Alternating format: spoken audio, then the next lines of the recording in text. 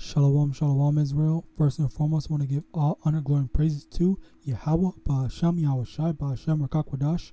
Double honors to the elders and apostles of Great Millstone, and shalom to Mani Akim and Akwath out there who are diligently waiting to be delivered from this final captivity. Today, this is Brother Kawakab coming at you with another lesson. Today, I want to talk about, this actually very interesting and very funny thing that I saw in this video. Okay, so I'm gonna let the video play and I'm gonna go into it. I think that white people are committed to being villains in the aggregate, right? The real sort of issue here, and I've heard people sort of say it, is one, I think that white people fear. It's not that white people don't know, right, what they have done. They know. They fear that there is no other way to be human but the way in which they are human, which is to, so, like you talk to white people, and whenever you really want to have a reckoning about it, they say stuff like, it's just human nature. If y'all had all of this power, you would have done the same thing, right? And it's like, no, that's what white humans did. White human beings thought there's a world here and we own it. Prior to them, Black and brown people have been sailing across oceans, interacting with each other for centuries without total subjugation, domination, and colonialism. Right? Okay, so now over here, you see what you see. Okay, let me get this verse. Okay, Hebrews chapter 12, verse 16. Lest there be any fornicator or profane person as Esau, who for one morsel of his birthright. Call on YAHAWASHI because it's all coming to me. I did not prepare for this. All right, so now. She said, she made an excellent point. It is not, Slakia, they think that it's human nature to do all the things that they did, when it's not human nature, it's Edomite nature to do that, okay? So there were people that were acting civil and civilized, with themselves and with other nations of people before they went around and did all this stuff. And one of the main things is that it is this so-called human nature that they coin, okay? That they coin, it's now becoming the standard, okay? A lot of, if you look at most countries are copying and following after Babylon. They're acting up with the LGBT whatever. They're doing all this women worship, men are being cucks for the most part, aside from, I guess, older men, like 40 plus years old, that are, are not hip to trends or whatnot. Okay, so this is the thing that is a big misunderstanding, because I guarantee you that most two-third Israelites would, if they actually had the power in Babylon, if let's say by some recurrent coincidence, the two-thirds were in power instead of the Edomites, all right, then there would actually be peace for the Edomites be abusing their power or hurting or doing all this crap to them, because like Israel loves the amount of love Israel has for just whoever they will give their heart to. Like it is a very powerful thing. Okay, you could see with King David and with Saul. King David had multiple opportunities to just go against him, be it by the Lord just winning a war for him, or interfering, sending angels down, or literally any way that the Lord could have just destroyed Saul. And then there's also that one time where Saul was in a cave. King David went into that cave while Saul was sleeping, cut a piece of his robe, and instead of cutting a piece of his throat out, like he literally could have killed him, but he chose not to, even though Saul showed his wicked side more than enough times for David to just get the memo that he's hated by Saul. All right, now with that, okay,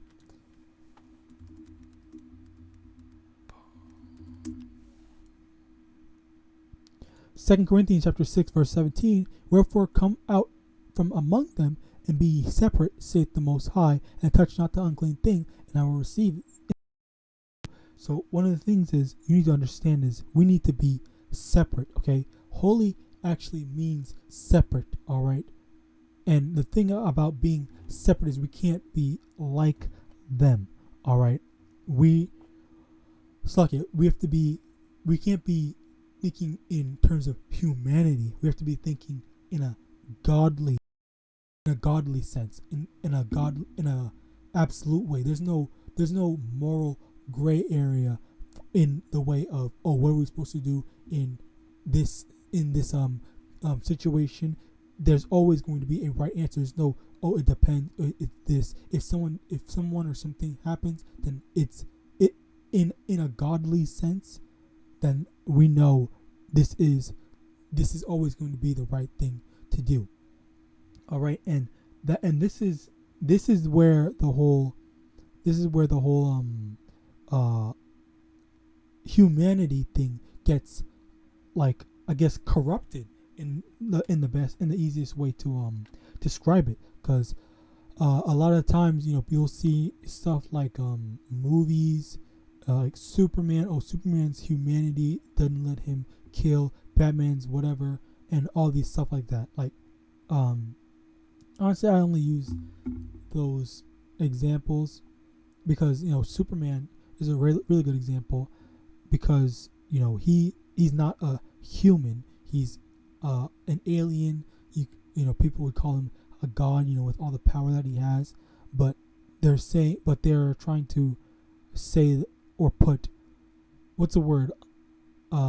Humanity, quote unquote humanity, which is, honestly, that's kind of like a doctrine. In all honesty, the doctrine of I don't want to call it humanity because it's not it, but I will call it humanity just for the sake of this video. They want to say that humanity is greater than, you know, literally anything else, but in actuality, that's not the case. And I love using him in this example because you can see the difference between that type of humanity, quote unquote, and straight godhood in something like in anime, okay?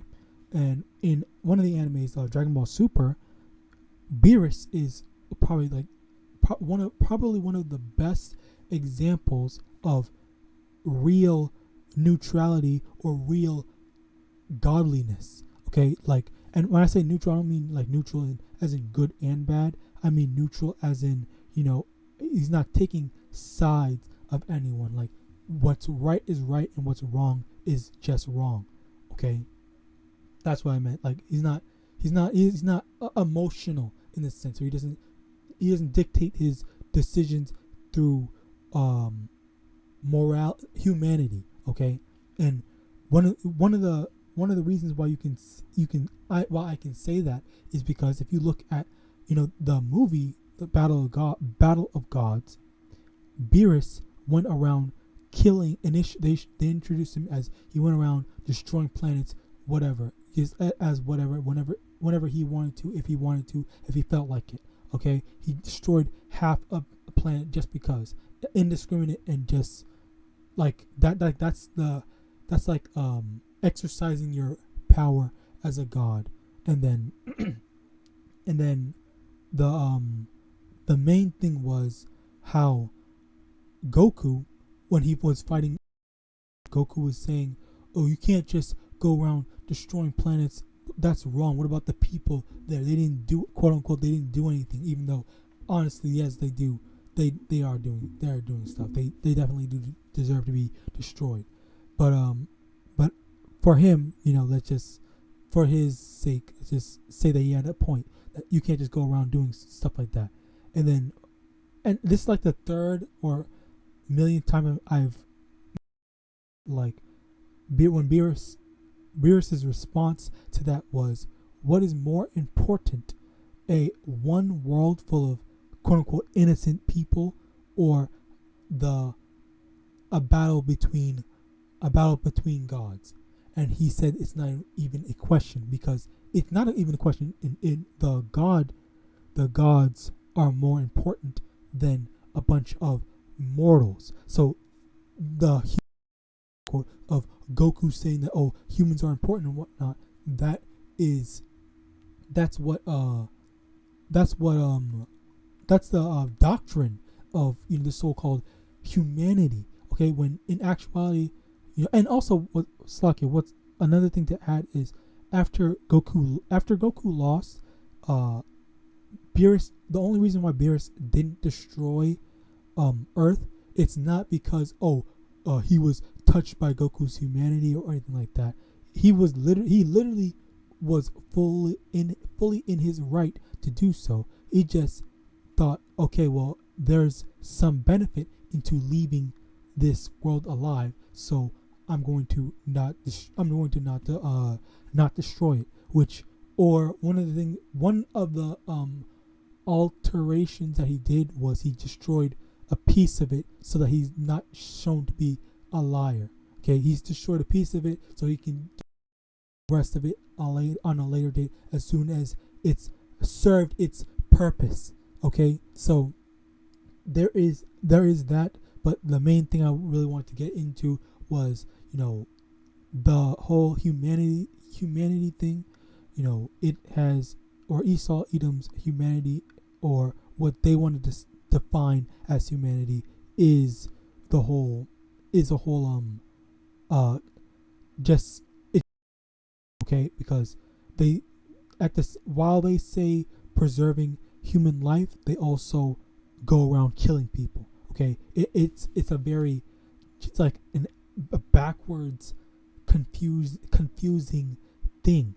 Okay, like, and it's a contradiction, honestly. Okay, so they want everyone else to be peaceful with them, but they historically have been known for being wicked and going around and killing people. Okay, that's one of the things that they did when they came to America.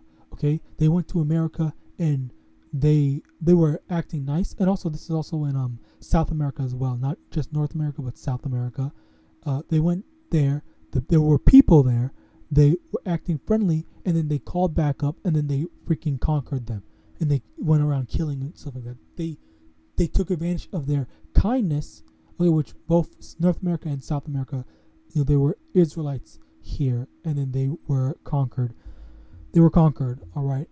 So, yeah, they took advantage of their kindness. They took advantage of they didn't want to fight. They didn't feel a need to, because they didn't show themselves to be enemies. And then now when they have power over people, which actually that's a perfect example, a perfect tie-in. Like when the Israelites had the power, they did not abuse it. They were friendly, okay? But when the Edomites had the power, they did abuse it, okay?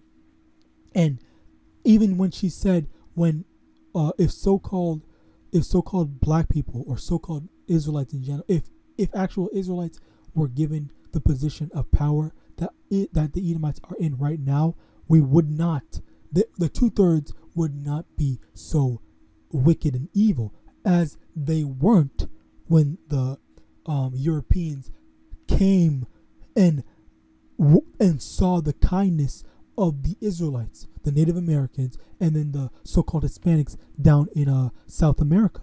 All right. So already they're proving that that humanity, that human nature thing to just conquer other people, it's not a human nature thing, it's an Edomite thing. But with that, I hope this lesson was edifying. I want to give all honor, glory, and praises to YAHAWAH, BAHASHAM, YAHAWASHI, BAHASHAM, RICANS. Double honors to the elders and apostles of Great Millstone. And with that, I want to say Shalom.